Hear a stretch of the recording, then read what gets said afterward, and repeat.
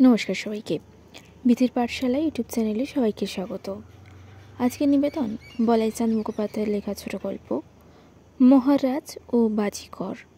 তবে আজকে গল্প শুরু করার আগে আমার চ্যানেলে যারা নতুন তারা চ্যানেলটিকে অবশ্যই সাবস্ক্রাইব করে ভিডিওগুলিকে লাইক করে দেবেন, ভালো লাগলে বন্ধুদের সঙ্গে শেয়ার করবেন এবং পাশে থাকা বেল আইকনটি অবশ্যই ক্লিক করবেন। শুরু করছি আজকের নিবেদন। 1। মণি মাণিক্য খচিত সিংহাসনে বসেছিলেন মহারাজ, মাথার সোনার মুকুট পরে। নানান রত্নভূষিত রাজদণ্ড ছিল তার দক্ষিণ হস্তে। চোখ মুখ থেকে বিচ্ছুরিত হচ্ছিল প্রচ্ছন্ন দর্প। মন্ত্রী, কোটাল, পাত্র, মিত্র দাঁড়িয়েছিলেন সশস্ত্র হয়ে। বিচার করছিলেন মহারাজ। সামনে শৃঙ্খলিত বন্দির দল দাঁড়িয়েছিল। এরা সবাই বিদ্রোহী। মহারাজ বজ্রকণ্ঠে প্রশ্ন করলেন, তোমরা বিদ্রোহ করেছিলে কেন? খানিকক্ষণ চুপ করে রইল সবাই। আবার মহারাজ প্রশ্ন করলেন, চুপ করে আছো কেন? উত্তর দাও। একজন বন্দী উত্তর দিল, মহারাজ, আমরা খেতে পাই না, পড়তে পাই না, চাকরি পাই না, ব্যবসা করার সুযোগও পাই না। খাজনার জন্য আপনার পাইকররা আমাদের ভিটে মাটি উচ্ছিন্ন করেছে। সুবিচার কোথাও নেই। চুপ রও, গর্জন করে উঠলেন মহারাজ। তারপর সকলে প্রাণদণ্ডের আদেশ দিলেন। টানতে টানতে বন্দীদের নিয়ে গেল প্রহরীরা। ঝমঝম করে বাজতে লাগলো শিকল। হঠাৎ একজন বন্দী পিছনে ফিরে বলল, মহারাজ, দিন বদলে যাবে, আমাদের স্বপ্ন মূর্তিমান হয়ে আসবে একদিন। মহারাজ আদেশ দিলেন, হত্যা করার আগে ওর জিভটাও কেটে নিও। তাই হলো। 2। দোদণ্ড প্রতাপে রাজস্ব করছিলেন মহারাজ। সেদিনও সভা বসেছিল। মহারাজ স্বর্ণ সিংহাসনে বসে স্বর্ণ মুকুট মাথায় দিয়ে সেদিনও আস্ফালন করেছিলেন নিজের শতম্ভ মহিমা। সেদিনও অনেকগুলি দরিদ্র বন্দীকে কারাগারে নিক্ষেপ করার আদেশ হয়েছিল। তারা খাজনা দিতে অস্বীকার করেছে। বন্দীরা চলে গেছে। সভা আজ সমাপ্ত প্রায়। এমন সময় দোবারিক এসে খবর দিল, মহারাজ, বাইরে একটি বাজিগর এসেছে। সে আপনার সঙ্গে দেখা করতে চায়। তাকে কি আসার অনুমতি দেবেন? না, আমার এখন সময় নেই। কিন্তু কি আশ্চর্য, মহারাজের কথা শেষ হতে না হতেই বাজিগর তার সামনে এসে দাঁড়ালো। মনে হলো মাটি ফুঁড়ে উঠল যেন। তার হাতে একগোছা সরু সরু দড়ি। বলল, মহারাজ, আমার বেয়াদবি মাপ করুন। সত্যি আপনার আর সময় নেই, কিন্তু দু একটা খেলা আপনাকে দেখাবই।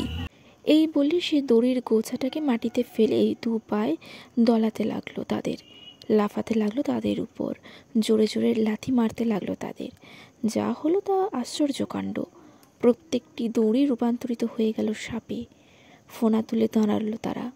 মন্ত্রী, কোটাল, সেনাপতি, পাত্র, মিত্র দুর্দান্ত করে ছুটে পালিয়ে গেলেন সভা ছেড়ে। সভা খালি হয়ে গেল। মহারাজের সামনে 4টে বড় বড় গোখরো সাপ ফোনা তুলে দাঁড়িয়ে রইল। সবিস্ময়ে রইলেন মহারাজ।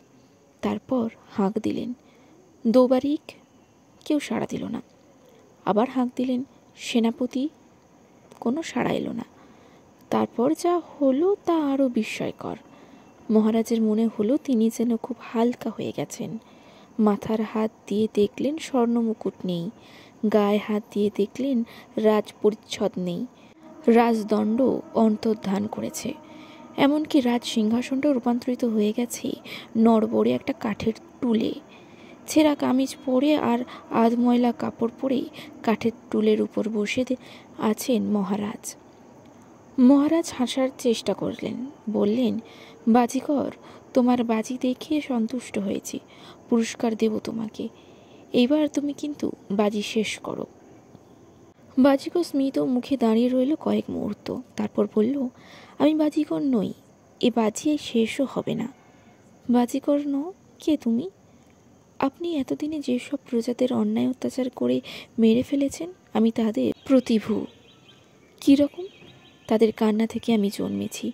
তাদের সম্মিলিত শক্তি আমাকে শক্তিমান করেছে। আমি যা খুশি করতে পারি। তাদের কান্না থেকে তোমার জন্ম হয়েছে। বলো কি? তাদের কান্না থেকে আর একটা জিনিসও হয়েছে, অশ্রুর সাগর। সেই সাগরে আপনাকে যেতেই হবে। এরা নিয়ে যাবেই আপনাকে। কারা?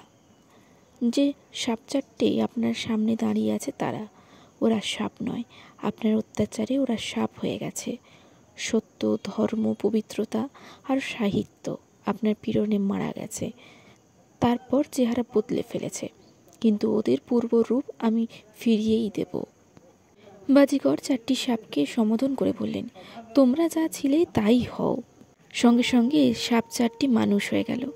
বাজিকর বলল, এই অভূতপূর্ব মহারাজকে নিয়ে তোমরা অশ্রুর সাগরে যাও।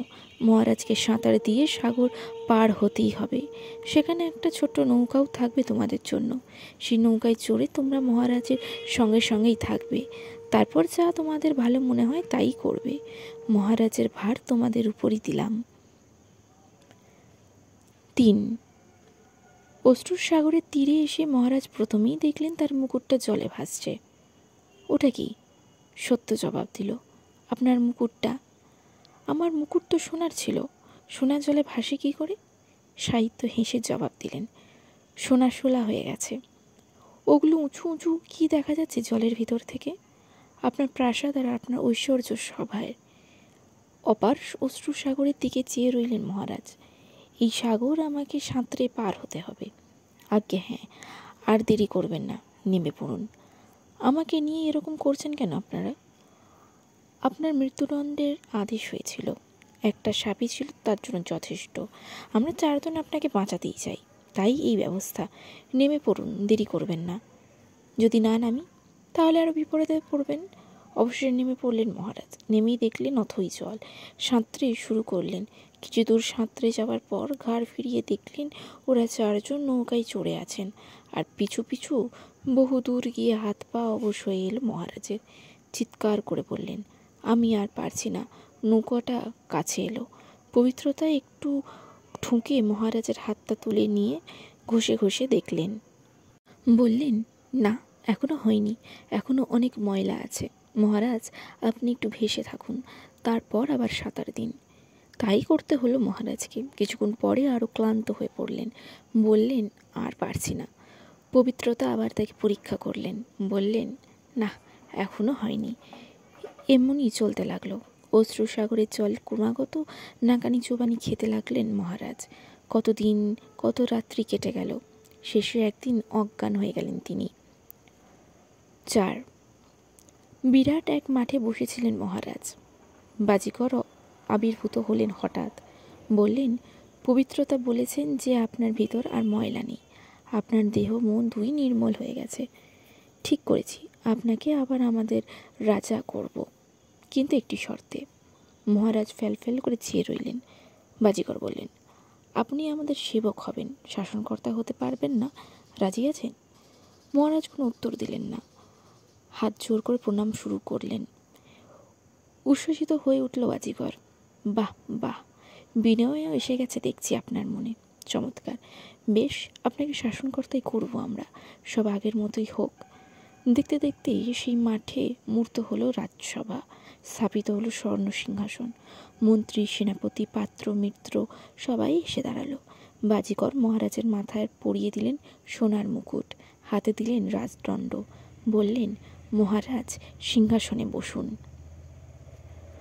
আজকের গল্পটি কেমন লাগলো কমেন্টে অবশ্যই জানাবেন। ভালো লাগলে লাইক করবেন, বন্ধুদের সঙ্গে শেয়ার করবেন এবং পাশে থাকা বেল আইকনটি অবশ্যই ক্লিক করবেন।